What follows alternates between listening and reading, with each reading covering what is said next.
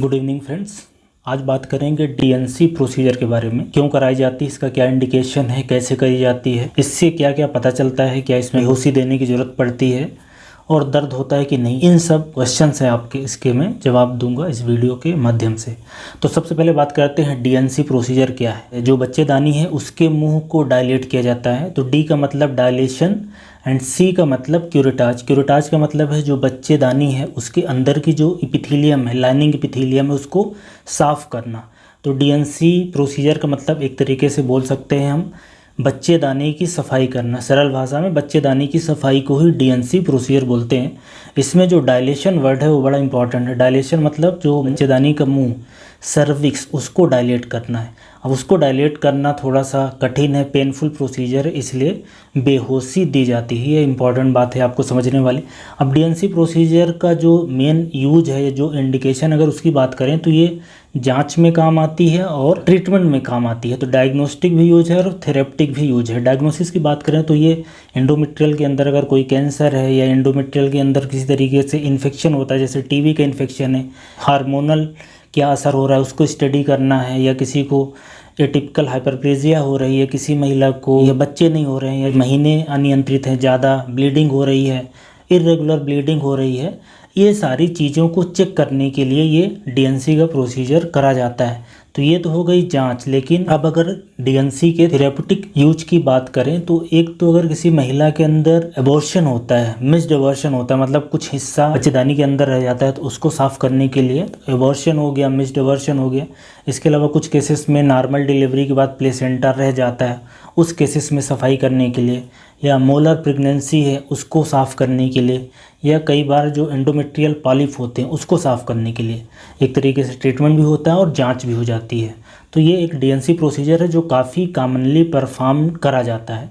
अब ये कैसे करा जाता है, तो इसमें चूंकि बेहोशी दी जाती है इसलिए इसमें हॉस्पिटल में ज़्यादातर केसेस में एडमिट होना पड़ता है, या कम से कम एक दिन के लिए तो हॉस्पिटल में एडमिट होना पड़ेगा।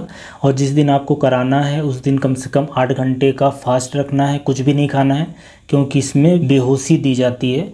वो जनरल एनेस्थीसिया भी हो सकती है और स्पाइनल भी हो सकती है। और ये जो प्रोसीजर है इसमें जो सबसे इम्पॉर्टेंट बात है कि जो यूट्रस है, जो गर्भाशय का मुंह है, उसको थोड़ा सा डायलेट करना है। फिर उसमें एक जो एंडोमेट्रियल क्यूरेट होता है, एक तरह का ये स्क्रैपिंग करने के काम आता है, स्पून शेप का होता है।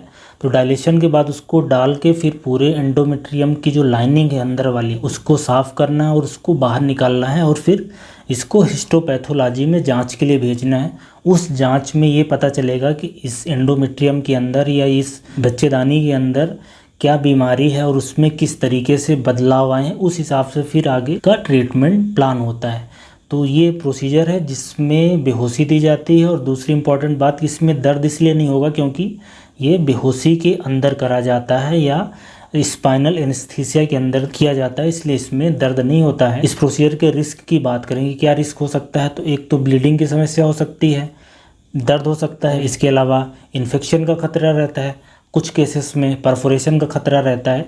तो ये इससे जुड़े हुए रिस्क हैं जो कि हो सकते हैं।